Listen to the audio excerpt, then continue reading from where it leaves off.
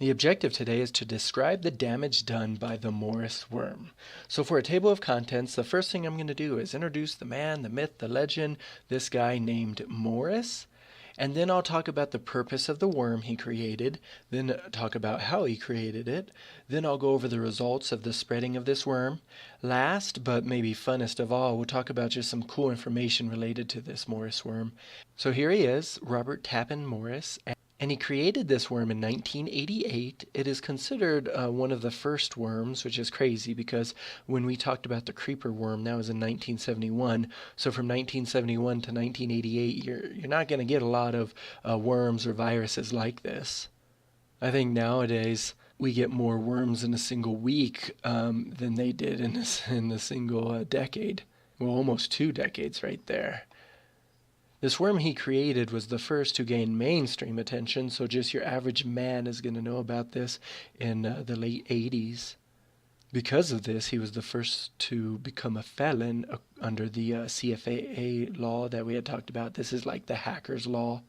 At the time of the creation, he was a Cornell University student, but where he launched from was MIT. So why did he do this? Well, he claims that he didn't want to damage anything. He just wanted to gauge the size of the internet.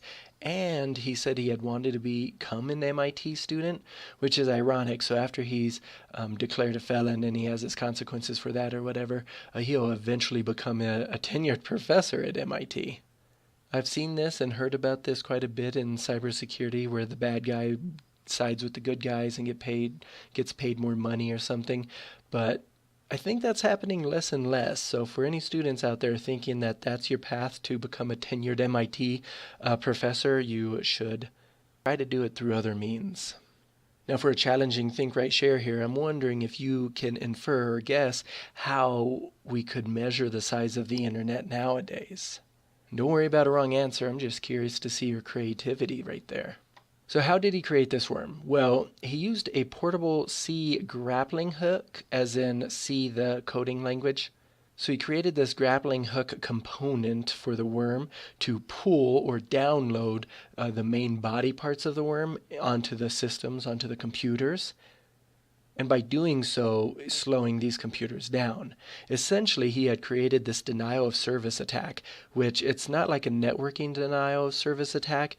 It's more like on your local hardware, you're denying your own computer's ability to function properly. So on top of slowing the computers down, it says here that a computer could be infected multiple times and each additional process would slow the machine down more. Eventually, it got to the point where the machine is just not usable at all. Have you ever experienced a slow computer or a phone? Was the network slow or was the device's hardware the slow thing? And isn't that maddening? Well, back then in 1988, computers were moving even slower, so I wonder what the numbers on this would be. So in terms of what specifically was infected, it says that the main body of the worm could only infect DEC VAX machines running 4BSD and Sun3 microsystems. So here's the motherboard of those computers back then. It looks so different than the ones we have today. Same with this picture of a DEC VAX machine. But I sure did love these keyboards. Just don't make them like they used to. So now let's go into some of the outcomes of this worm. It says that the number of computers infected seemed to be in question, but in order to stop the contamination, the internet was partitioned for several days as regional networks disconnected from the NSFNet backbone. I said that too fast. NSFNet backbone. And this is what the NSFNet looked like in 1986. You're not having a lot of nodes on this particular network. So once they figured out if a computer was infected, it had to be partitioned or separated from the entire network. That way it wouldn't infect other computers, and the computer needed to be wiped, and that was the solution. So here's the NSFNet network in 1991. So you can see that it grew quite a bit.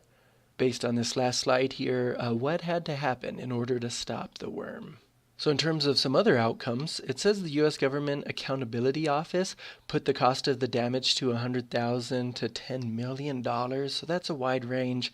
They're not quite sure how much you could attribute the damage that was done to the Morris worm. This one guy named Clifford Stoll, he helped fight the worm. He wrote in 1989 that I surveyed the network and found that 2,000 computers were infected within 15 hours. These machines were dead in the water, useless until disinfected, and removing the virus often took days. So yeah, the damage was a dollar amount, but it was also just a frustrating amount of time you had to spend disinfecting. But here's some positives. At least no one seems to have been hurt by it.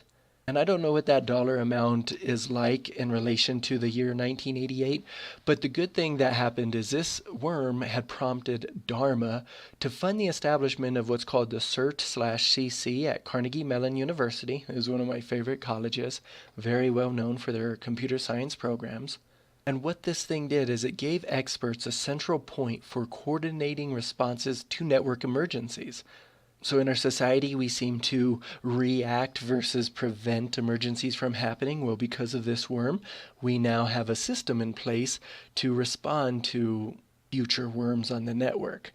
Now, this other guy, Gene Spafford, also created the phage mailing list in response to the worm. And he did this to coordinate a response to any computer emergencies that exist. So this whole phage mailing list was a good idea to put experts in contact with each other. So if you're curious, we can actually read the source code here on this website. This is one way to look at it, and I like it because every file is just a .text file. But we're going to go more into this in just a little bit, okay? Let's talk about the personal outcomes that Morris had to experience. It says here that Morris became a tenured professor at MIT in 2006. To me, the most interesting thing that I found out is he co-founded Y Combinator with a guy named Paul Graham. Like, Y Combinator is a very famous company that helps other technology companies like these get started and become profitable. So Y Combinator is definitely a big deal. So these are like some positive outcomes to at least, Morris's life, maybe not directly related to him creating the worm, though the worm gave him quite a bit of notoriety. In terms of the direct consequences to the worm, he had to face 3 years of probation, 400 hours of community service, and paid a fine of $10,000, and the cost of his supervision, which I don't know how much that was. But that's kind of funny and also common when you get in trouble for any sort of hacking. A lot of times the consequences, you're not allowed to touch a computer anymore, or at least not touch it without supervision. And I always tell my students about that 14-year-old boy who guessed his principal's Twitter password and then just posted inappropriate things, not like radically inappropriate things, but he just posted on behalf of the principal, and one of his consequences was he wasn't allowed to touch computers for a few years. And his parents were very motivated to make sure he didn't break that probation because then he would be facing literal jail time. So, fun fact about this man, his father was pretty successful. He was a computer scientist at Bell Labs who helped design Multics and Unix. That is really impressive. And eventually his father worked for the National Computer Security Center, which is a division of the NSA. So we're talking about pretty fancy cybersecurity guy himself. Okay, and then I couldn't help it, just one more fun fact about this man. In 2008, Morris released the ARC programming language, which is a Lisp dialect. I like Lisp because I use a text editor called Emacs, and you can really modify different things on Emacs using this language. But just in case you're curious, this guy invents his own programming language. It's called ARC, and here's what it looks like. We're about to start staring at some C code in a little while, and for those who took my other classes and JavaScript pretty well, this is definitely going to look foreign to you.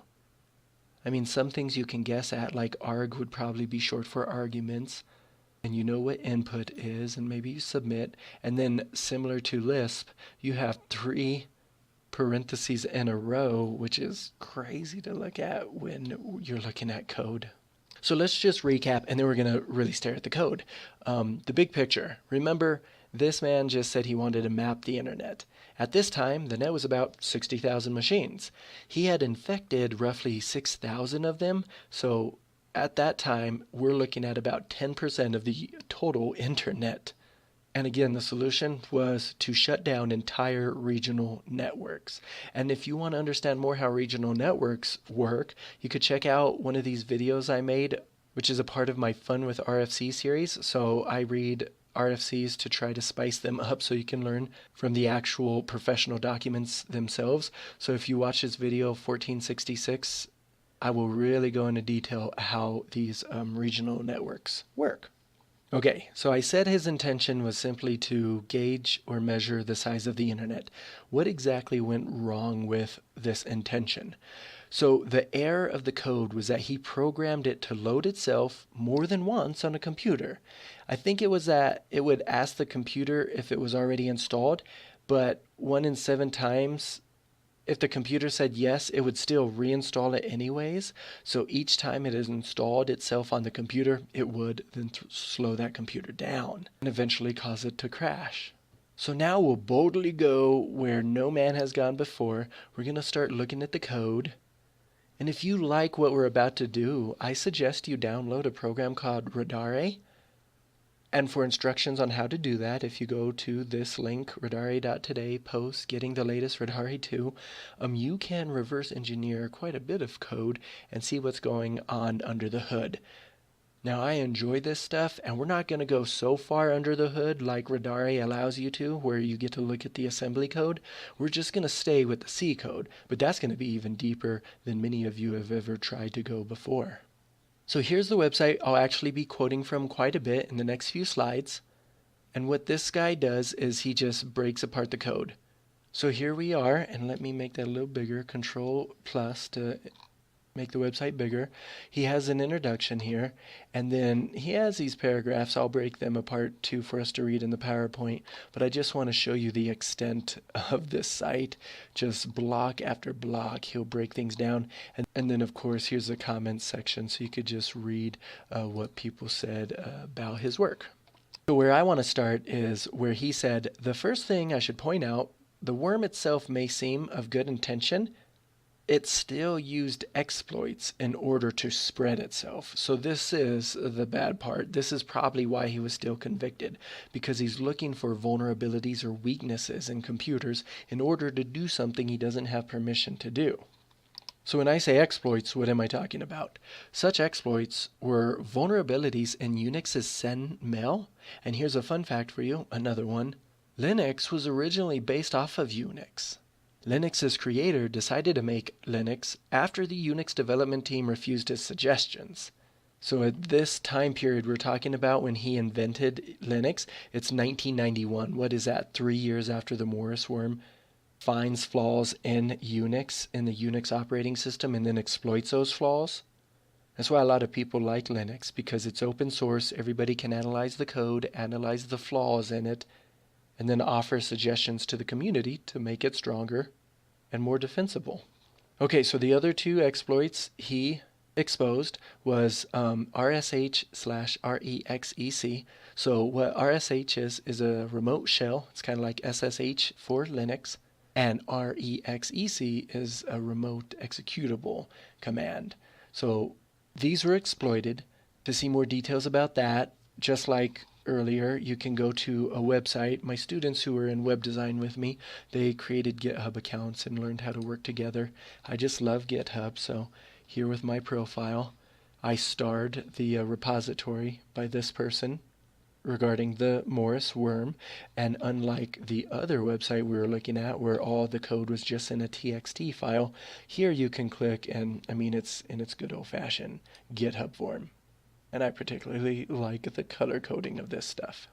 But we're not going to read the code like that. We're going to read the code like this.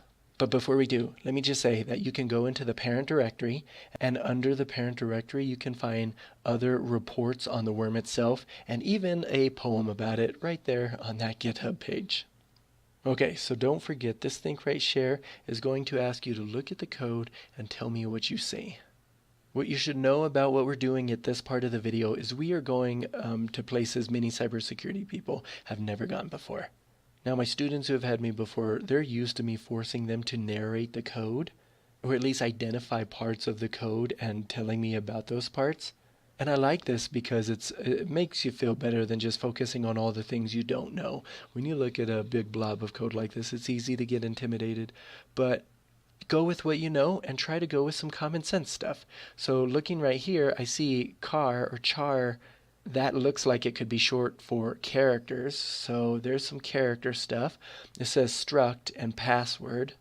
I was watching a video by the guy who created C++, Bjarne, and he was talking about structs in the video. So when you make those connections, even if you totally don't know what a struct is or you don't know what a character is, if you could at least make a connection to a time where you had heard of it before, that's just one step closer to you learning this crazy stuff.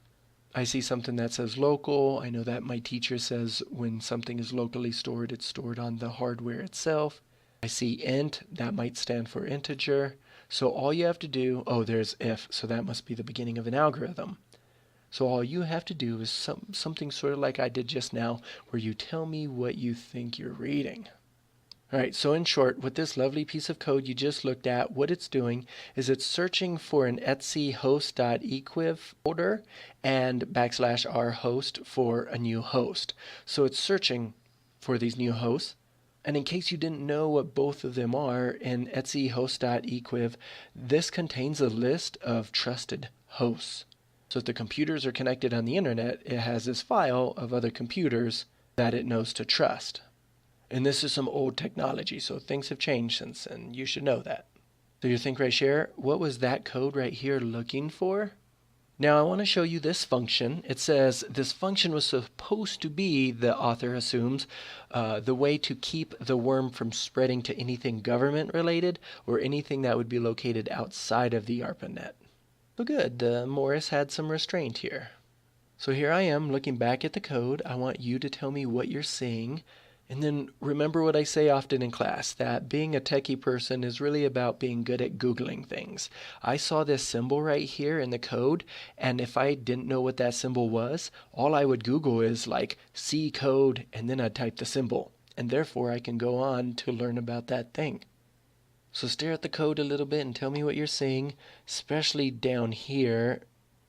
If I move my mouse, that thing will disappear. So that sort of looks like something we've gone over in class before. Okay, last code blob, and then we'll be done. Right here, you're essentially looking at the way to check passwords using a pre-created list. You can find lists like these all over the internet today, but back in Morris's day, I wonder what he used or how he came up with the list. One way to answer such a question, just check the GitHub and read that list. Okay, so I don't want to spend any more time, at least in this video, going over the code, but I certainly will create a part 2. We'll just keep dissecting the way the Morris worm went about doing all its crazy damage. So after a lesson like this, what are we connecting to? Lots of good choices here for you to choose from. Here's the DOL. You have 10 vocabulary words to pull from in order to describe the damage done by the Morris worm. All you have to do is use 8 of the 10 words to get 100%. And for some extra credit here, I'd really be interested in you telling me what the difference between NSFNet is and the ARPANET.